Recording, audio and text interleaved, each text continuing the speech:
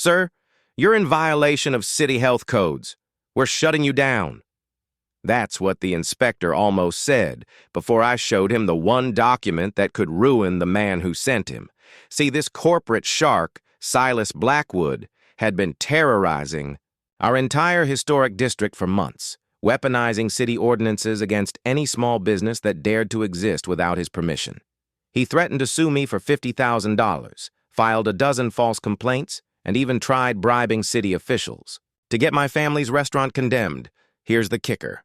He had no idea I owned the brand-new commercial high-rise where he'd just signed a 10-year lease for his corporate headquarters. Picture dawn breaking over the city, the smell of fresh coffee and bacon mixing with the morning air. When suddenly, the harsh blue strobing of police lights flashes across my grandfather's old countertop. The crunch of boots on the pavement announces two city officials walking to my door. And there he is, Silas Blackwood, standing across the street in a $1,000 suit, pointing at my diner like I'm some criminal mastermind. My name's Marcus, and 3 years ago I thought I'd finally come home. After 20 years in military logistics and a divorce that felt like getting run over by a tank, I inherited my grandfather's diner in the heart of the city. This place was an institution where the biggest drama used to be who got the last slice of my grandmother's apple pie. The diner's nothing fancy, a 1960s boxcar-style joint sitting on a corner that felt like pure heaven. Every morning I'd wake up in the apartment upstairs, walk down to the kitchen that smelled like my childhood, old steel, onions, and that sweet scent of brewing coffee. For 2 perfect years, the diner was my sanctuary, a mix of blue-collar, regulars, and city hall workers, all following one sacred rule. Be good to each other, help someone in need, and mind your own damn business the rest of the time. Then Hurricane Silas hit. He bought the old theater next door, tore it down, and put up a 20-story glass box he called the Apex. Within his first week, he came into my diner, wearing a smile as artificial as the sweetener on the table. The morning everything changed, I was pouring coffee for my regulars when the bell on the door chimed. It was Silas. "Hello there, neighbor," he said, his voice slick with false warmth. "I'm Silas Blackwood from Apex Development." He gestured around my diner. "I'm here on official business for the Downtown Business Improvement District." He produced a manila folder with a theatrical flair. "The association has voted on updated aesthetic standards, and I'm afraid your rustic setup isn't meeting our new community guidelines." I set the coffee pot down so hard it rang against the counter. "What business improvement district?" His smile cracked just enough to show teeth. "The one that protects our property values from declining influences. That old sign has to go. And frankly, the whole greasy spoon aesthetic makes the area look dated. My declining influence was a diner that had served this city for 60 years. Lady, this property has been in my family since before you were born. There's no business district covenant on my deed." The mask slipped completely. His voice dropped to Arctic temperatures. "We'll see about that, won't we, soldier boy?" He turned and walked out, leaving the smell of expensive cologne lingering like a threat. As I watched his building's windows glinting in the sunrise like a predator's eyes, that old military instinct kicked in. This wasn't a business dispute.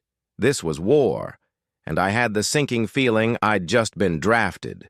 3 days later, an official envelope was taped to my front door.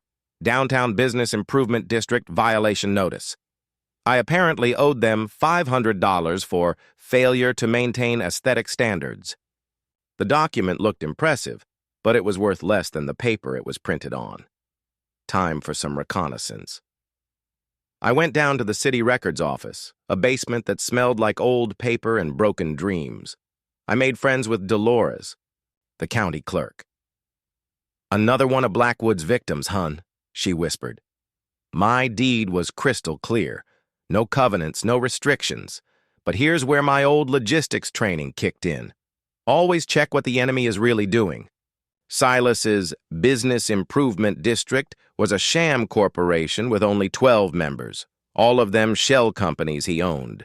He was running an unlicensed commercial leasing empire, pushing out family businesses to replace them with soulless national chains. The man lecturing me about community standards was the one actually destroying them. Armed with this, I posted on a local business owner's Facebook group. Has anyone else received violation notices from the downtown BID? My phone exploded. 8 different owners sent private messages, each with their own Silas horror story. He'd been systematically working his way through the district, threatening an old widow who owned a flower shop and a young family running a bookstore.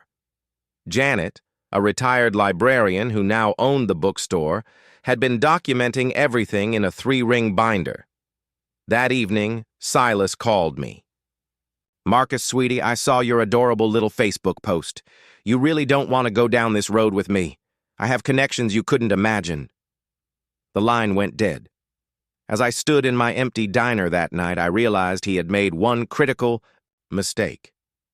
He'd picked a fight with someone who actually knew how to gather intelligence before going to war.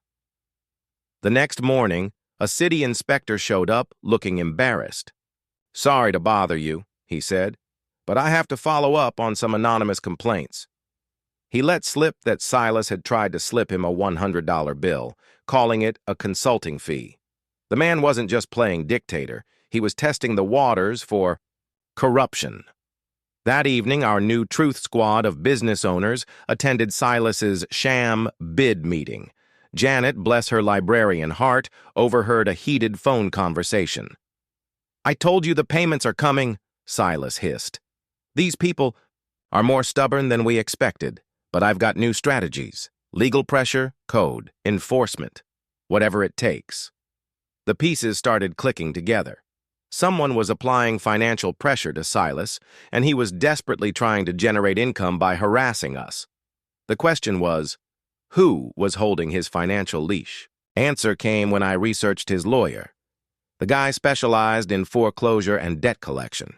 I filed my own complaint against Silas for harassment and using city resources for a personal vendetta. Then I took it one step further. Using property records, I found the management company for the building he was leasing. Turns out, they were very interested to hear about their tenants' creative interpretation of community leadership. The police were already watching him. A deputy pulled me aside. "Off the record," he said. "We've been documenting everything." He's walking a very thin line. That night, the smell of honest cooking and conversation drifted out of my diner. He'd assumed we would all roll over. Instead, he'd accidentally united a community. The next stage of the war began at 6:30 a.m. on a Thursday. Police cars, flashing lights. They had a report that I was trespassing on my own property. I invited them in for coffee. The senior officer, Sergeant Peterson, knew it was a bogus call. "This doesn't pass the smell test," he said. That's when I produced my secret weapon. Documentation, security camera footage, property deeds, the timeline of harassment, and the inspector's statement about the attempted bribe. My private investigator called while they were there. Silas owed $47,000 in unpaid fees from a similar scheme in another city. He owed money to everyone. More importantly, his entire commercial leasing operation was violating 3 different zoning ordinances. The Truth Squad had grown to 15 members. The hardware store owner had footage of Silas disputing credit card charges for materials he'd already used. The pattern was clear. He used legal intimidation to avoid paying debts.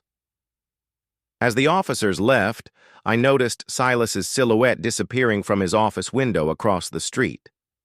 My attorney had scheduled a meeting for the next morning. He had news, he said, that would change everything. Arthur, my grandfather's lawyer, was 78 and still dressed like he was arguing before the Supreme Court. "Marcus, you might want to sit down for this," he said, spreading documents across his mahogany desk. "When your grandfather died, you inherited more than just the diner. In 1987, he had created the Northwood Property Trust. You now own 60% controlling interest in a trust that holds 4 commercial properties." My coffee mug stopped halfway to my lips. 4 properties. including the brand new $80 million high-rise currently occupied by one Silas Blackwood. I'd been fighting my own tenant without knowing it. The man who'd been terrorizing me was literally putting money in my pocket every month. Arthur pulled out a lease agreement thick enough to stop a bullet. This lease includes clauses about peaceful enjoyment of neighboring properties and maintaining community harmony. Mr. Blackwood has violated approximately 14 different terms. How behind is he on rent? I asked. 2 months. The property management company was already preparing eviction proceedings. They just needed your approval. Silas's desperate behavior suddenly made perfect sense. He was about to be evicted from his own headquarters, and he had no idea I was his landlord, Arthur advised me. Give him one final opportunity to make this right. Document it. The courts appreciate landlords who exhaust diplomatic options.